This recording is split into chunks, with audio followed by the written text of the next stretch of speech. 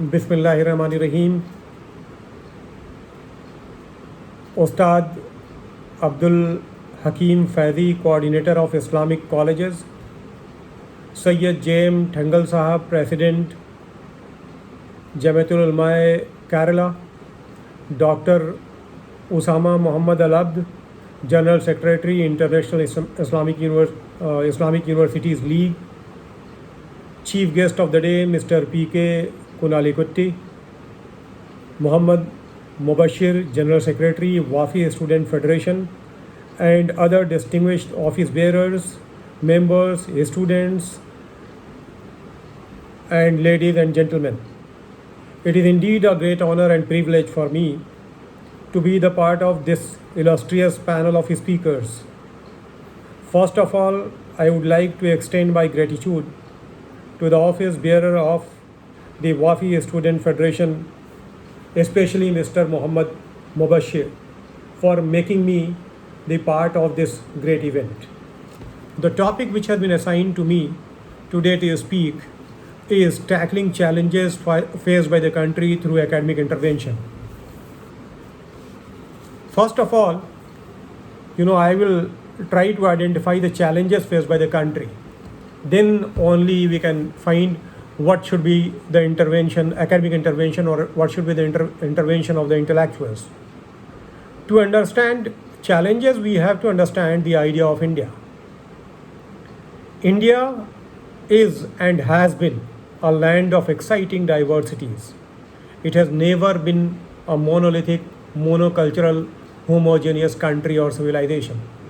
This is the beauty of our civilization. I often say that India is not a country but a civilization, one of the oldest civilizations of the world.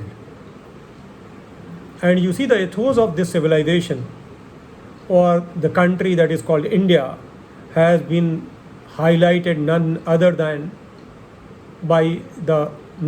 the Supreme Court of India. Our own Supreme Court of India, in a judgment, observed, and I quote, "Throughout the ages, endless inundation of men of diverse creeds, cultures and races, Aryans and non-Aryans, Dravidians and Chinese, Syrians and Huns, Pathans and Mughals have come to this ancient land from distant regions and climes. India has welcomed them all. They have met and gathered, given and taken, and got mingled, merged, and lost in one body." Unquote. Again, the Supreme Court in the same judgment observed, India's tradition has thus been epitomized in the following noble lines: "None shall be turned away from the shores of this vast area of humanity, that is India." Unquote. Ladies and gentlemen, from the above observation of our Honorable Supreme Court of India, we can safely assume, we can safely say and assert that India has been a country where exciting diversities have been there. And this is the reason that you see that the Constitution of India, what is the constitutional vision of India? First of all, we have to understand to identify the challenges. And when we try to know the constitutional vision of India, we find that the Constitution of India proclaims in the preamble that India is a sovereign, socialist, secular, democratic republic. It has promised liberty, equality, and justice, economic, political, and social, for all the people without any discrimination. Without any kind of discrimination on the basis of creed, caste, sex, place of birth, etc. This is the constitutional vision of India, and we must remember that the Supreme Court of India has declared that the ideals expressed in the preamble of the Indian Constitution are the basic structure of the Constitution, which means they cannot be altered, they cannot be changed. This is the reason that this should be our, the starting point, that India is a secular democratic republic. Now, secular demands, when we say India is a secular state, it means all the people without any discrimination should be treated in a dignified manner. That is one thing. And when we say that India is a democratic country, it means its diversity, the voices of dissent, they all must be respected, they all must be cherished, they all must be celebrated. Without, about democracy, I want to point out that we should be very happy that we are a democratic country, but at the same time, we must be careful that democracy, that is the Western liberal democracy, is a model that we have followed in our own country. We must remember about J.S. Mill, John Stuart Mill. He warned that what is the danger in a democracy, and he said democracy is not like a wild plant. It is not like a wild plant which can grow without proper care. It needs care from the people, from the constituent elements of India. It needs care, Indian democracy. Why? Because John Stuart Mill himself is warning that there is always the danger of tyranny of majority in a democracy. And when the tyranny of majority is established, then democracy becomes a false democracy. It is not a true democracy. This is the reason that all the people from the different caste, creed, sex, place of birth, all the people, those who feel marginalized, all the people, those who feel distressed, all the people, those who are having anxieties against majoritarian onslaught, they must understand that democracy is to be preserved by their struggle, by upholding the values of the Constitution. Now, when we are trying to identify the challenges, there are many, many challenges. The first thing, that the very idea, the very vision of India, that the framers of the Indian Constitution, the great leaders of the freedom struggle like Dr. Ambedkar, Mahatma Gandhi, Jawaharlal Nehru and others, the vision that they had in their mind, that very vision, that the very idea of India is being challenged. And this is the reason that we have to strive to reclaim the India that has been visualized in the Constitution, the India which has been visualized by the leaders of the freedom struggle. And this is the reason that the forces that are trying to unleash hatred, or the people those who believe in the politics of othering, and by othering they believe in the politics of marginalization and exclusion, they must be resisted with all democratic and peaceful means. And this is the reason that I have to point out here the responsibilities of the intellectuals, responsibilities of the educational institutions, responsibilities of the civil society. Ladies and gentlemen, we must remember that educational institutions are not only producers of degree holders, technicians, engineers, doctors, scholars. They are also a vehicle of social transformation. They are a vehicle of emancipation. They are a vehicle of social change.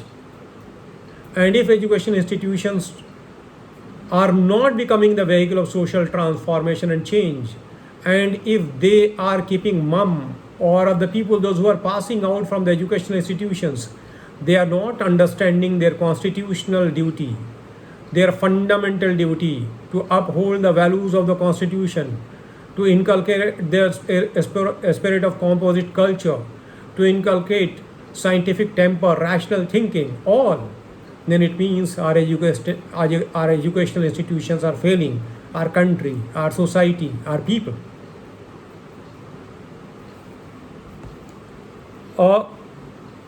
Basically, and here I am reminded of Antonio Gramsci.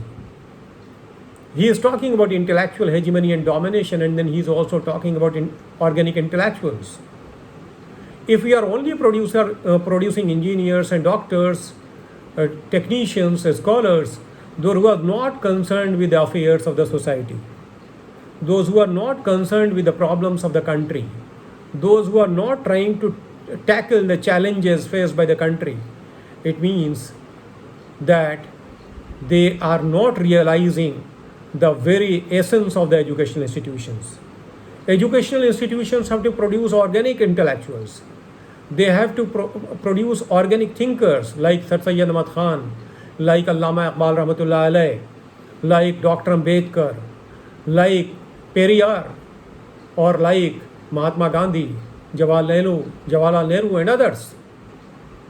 If these education institutions are not producing organic intellectuals who are ready to take positions against the forces of orthodoxy, conservatism, xenophobia, fascism, communalism, casteism, then it means that we are not realizing our responsibilities. Friends, we must remember that narratives and the discourses in a society are very, very important. Why? Because narratives and discourses are very important because it is generally believed by the constructivist thinkers that truth is a social construct. When they say truth is a social construct, it is socially constructed. It is socially induced. Truth is socially induced. You must remember that the very consciousness of individuals, the awareness, even the very cognitive orientation of the people are socially induced. And the educational institutions, the system of education in a country that plays a very, very important role in the construction of narrative, in developing the cognitive orientation of the people. This is the reason if truth, when I say truth is a social construct, I am not talking about the absolute truth that is God. I am talking about the truth that is always projected in the society as universal truth. But remember that the power structure plays a very important role. The dominant class, the dominant group plays a very important role in the construction of that truth. And when a false truth is constructed in a society as the real truth, it means it will create disaster. It will create problem for the people. And this is the reason that a false truth which is constructed by the power structure must be deconstructed. And here the role of the education institution becomes very, very important. Friends, there are many other things that we must realize. And it is not only the question of responsibility. What is happening that there is global rise of the forces of hatred. There is global rise of xenophobia, Islamophobia. The forces, that are trying to unleash a system of economic exploitation, cultural subjugation. There are people who are advancing the thesis like clash of civilizations. They are warning others that if the days of ideological conflict is over, very soon you will find that the clash of civilization is going to take place.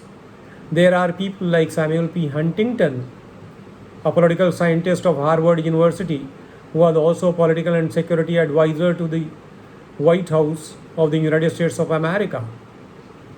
What he is trying to suggest through his thesis of clash of civilizations, basically he is trying to identify fault lines of civilizations. And he is quoting in his own book, he is trying to suggest, and I quote, that there can be no true friends without true enemies, unquote. It means if you want to keep intact your unity, unity like NATO or the Western liberal nations, then the enemies are to be created. Enemies are to be discovered, identified. Under this kind of circumstances, you have to follow the intellectual discourse. And I shudder when I read the quotation from Dade Lagoon in that particular book, Clash of Civilizations, and I quote, "You cannot love what you are unless you hate what you are not," unquote. Ladies and gentlemen, if hatred is being institutionalized, xenophobia, Islamophobia is being developed, the developing countries are being subjugated, the universalization of capitalism in the name of globalization is taking place. We must remember that the intellectuals, the teachers, the students, people associated with the educational institution, they have a responsibility. They have an obligation towards society. And friends, since many of you or most of you belong to the minority community, Muslim community, and you remember what is happening in the world, if you follow xenophobia, Islamophobia, then you must remember that it is the byproduct of the crisis of capitalism itself. It is the byproduct of what we call globalization, which is nothing but universalization of capitalism through liberalization and privatization. We must remember that this Islamophobia, which is being created through propaganda machinery, when the propaganda itself has become an industry, a very lucrative, flourishing industry, we must be reminded of our own responsibility. And the responsibility lies with us. I will conclude very soon with just one example. You know what is happening in the world, why this Islamophobia is there in the world. Before 1991, before the demise of the Soviet Union, disintegration of the Soviet Union, you will find in the world there was red danger, that was being projected, or communism, Marxism was projected as a threat to international peace and security. It was declared as a danger, as a menace, as a problem. And a lot of money was spent for propaganda against communism, to declare it or to demonize it, to demean it, to make it an ideology which should be hated. Ultimately, Soviet Union disintegrated, and this was the time when Huntington came up with the idea there can be no true friends without true enemies. And you find that the red danger and the red peril was replaced with green danger and green peril. Green symbolizes Islam. Friends, this is a very dangerous narrative that is being constructed. And those who are studying in the colleges and the universities, those who are in the academia, they must understand that this narrative is a very dangerous narrative. And this is the reason that it becomes our responsibility to counter, to deconstruct this kind of narrative. When the people all over the world or in our own country, those who are trying to spread hate, it is our responsibility to spread love. When the people are trying to preach violence, let us come forward and preach peace. Islam means peace. Salamati sab par bhejiye. And this is the reason when the forces in our own country try to, create gulf between the communities, let us come together and try to bridge, try to build bridge, try to bridge the gulf that is being created. And I am very much sure that the divisive forces will be defeated by the forces of love, compassion, mutual goodwill, and peace. Again and lastly, the last point that I must point out, I have been always, listening from the people, those who are wise people. They try to say that the students and the teachers and the people, those who are in the academia, they should stay away from politics. And I will request that we should not be trapped by this particular conspiracy of the ruling class when they say that the people, those who are in the educational institutions, or those who are educated, those who are in the academia, they should stay away from politics. Remember, politics is an unavoidable condition of human existence. Unfortunately, because of the bad behavior of some politicians, politics itself has become something which is condemned and which is disliked by majority. But keep in mind that politics cannot be avoided. And this is the reason that somebody has rightly said, and it is rightly asserted, that wherever you are, you may not be interested in politics, but politics is interested in you. Keep in mind, politics is an activity through which resources, offices, honor, and wealth of the nation are distributed. So that's why those who are staying away from politics, it means they are staying away from the power, prestige, resources, wealth, honor, and offices. You see, politics was used by the father of the nation, Mahatma Gandhi, for the emancipation, for the salvation, for the freedom of the country. Similarly, you see, the father of the Indian Constitution, Dr. Ambedkar, used politics, political mobilization for the emancipation of a scheduled caste, the people, those who were considered as untouchables in this country, those who were given degrading, inhuman treatment, cruel treatment. He mobilized them, social and political mobilization, and ultimately he achieved justice for all. This is the reason that I will emphasize that all the people, those who are in the academia, they must intervene, of course, in a democratic way, of course, by adopting constitutional means, of course, by adopting peaceful means, and they should challenge the forces of communal fascism, the forces of casteism, who try to marginalize the people, those who have been subjugated for many hundreds of years. And I will also say that there are many people who think that there will be divine intervention and everything will be all right. No. You have to understand the cause and effect. There cannot be divine intervention. Or even if divine intervention is going to be there, it will be there only when the people, the believers, they come forward and they do their duty, they discharge their duty. And I will end up with 4 lines of great poet Allama Iqbal when he said, तेरे दरिया में तूफ़ा क्यों नहीं है, खुदी तेरी मुसलमा क्यों नहीं है, अबस है शिकवे तकदीर यज़दा, तो खुद तकदीर यज़दा क्यों नहीं है. You cannot wait for the divine intervention. You have to intervene when the injustice is being done. You have to intervene when the people are trying to perpetuate exploitation and injustices in the society. And the translation of these 4 lines, I will try to translate these 4 lines of Allama Iqbal. And this is, why there is no storm in your sea? Why is your khudi, that is ego, not Muslim? It is pointless to complain of God's decree. Why are you not God's decree? Thank you very much. I am very thankful again to Muhammad Mubashir and the organizers of the Wafe Student Federation. I congratulate them on this special occasion. At the same time, I will pray and I cherish the 2 lines of Allama Iqbal, that सारे जहाँ से अच्छा हिंदुस्तान हमारा, हम बुलबुलें हैं उसकी, ये गुलसिता हमारा. All the people, Hindus, Muslims, Sikh, Christians, men, women, all, we all belong to this country and this country belongs to us. Thank you very much.